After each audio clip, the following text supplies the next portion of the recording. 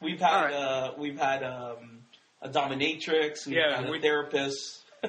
Really? We've had authors of books, nonfiction and fiction. So, well, then I'm in elite company. Yeah, we want normal people like yourself. I'm only on the show because the dominatrix couldn't call in this week. I know. I get it. No, wait till we get you paired up. I always, kind of as a rule, I wouldn't make fun of something somebody really couldn't change about themselves, or it could be real. You wouldn't make if somebody's obviously obese. I'm not going to make fat jokes at them, or if they got screwed up teeth. I don't know. Can I swear on here? Yeah. All right. They got fucked up teeth or something like that. Like, I'm not going to make fun of that until they cross that barrier. You know what I'm saying? After that, I'd say, you fat fuck, shut up. And then and tell your snaggletooth wife to shut the fuck up, too, you know? And they always sit me at family functions, again. It's always, my cousins will bring home some new dude that they're dating from college or something, and every one of them decides in that moment they want to be a comic, or worse, they just want to be funny. Like, this is one of the worst things you could ever say to a comic. Like, if you're at a social function, right? You're at a wedding or something like this. You would think the worst thing is tell me a joke. No, the worst thing we could hear at a social function is some other dude sits down next to you, dating another of the bridesmaids or some shit, and he just looks at you and goes, "Boy, are they in trouble putting the two of us together, huh?"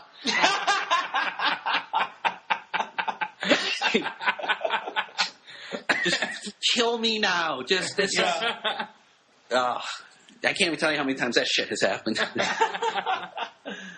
My family, my sister, my wife, and my brother-in-law have seen me in that situation at so many weddings and so many things. They all can look and they see that rape victim going to a happy place look in my eyes that I've totally checked out of this dude. And oh, that's funny. It's like this fraternity. Exactly.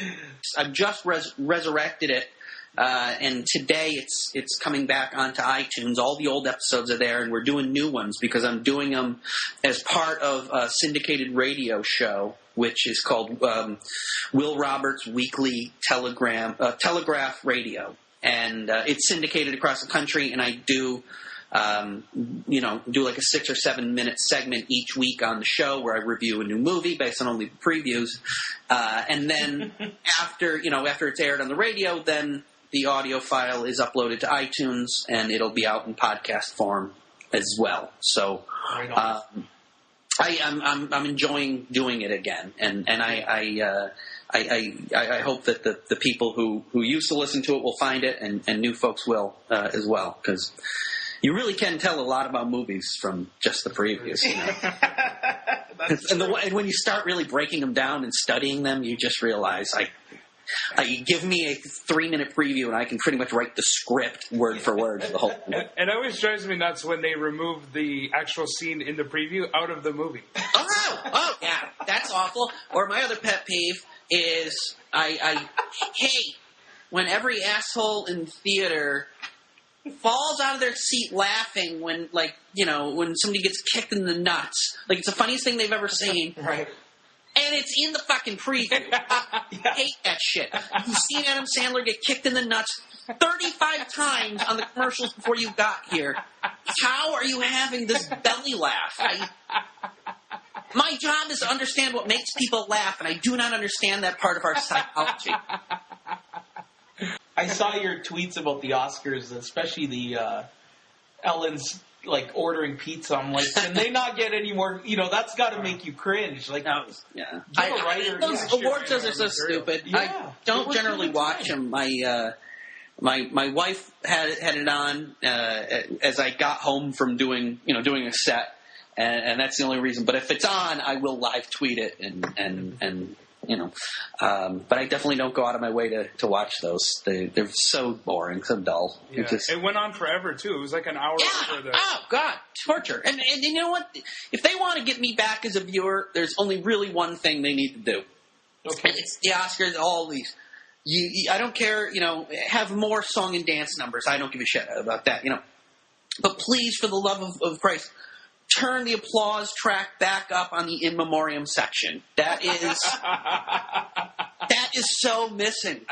There was nothing better than just hearing the audience hoot and howl for Marlon Brando and then sit on their hands when his lighting director also passed, you know? It's true. It was the best. Nobody cared. I think, was that your tweet about Seymour Hoffman? I don't remember. I'm sure I did tweet about him. What did I say? I think it was, Secret... Oh! No, I've done a couple. No. Was that your first? I bet that all of the Best Actor nominees this year are secretly relieved that Seymour Hoffman wasn't up for anything. Yeah. Something like that. Oh, some will say too soon, but... No, not too soon. Who gives a fuck? Oh, you want to hear too soon? Yeah. Too soon. I love too soon. Philip Seymour Hoffman's body was discovered the morning of the Super Bowl.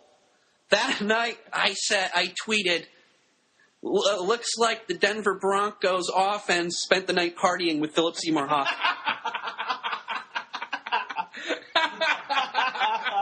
It's hard to say, like, when does at what moment in your life did you switch from boy to man? At what moment in my life did I switch from, non-New Yorker to a New Yorker? Like, I told an old lady to fuck herself. I mean, that was probably a good one.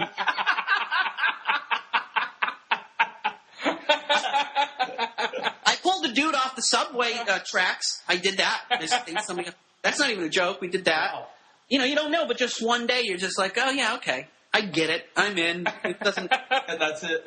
And that's it. And then you're in. And then you have that obnoxious attitude. You need some street cred and nothing like telling an old lady to fuck herself.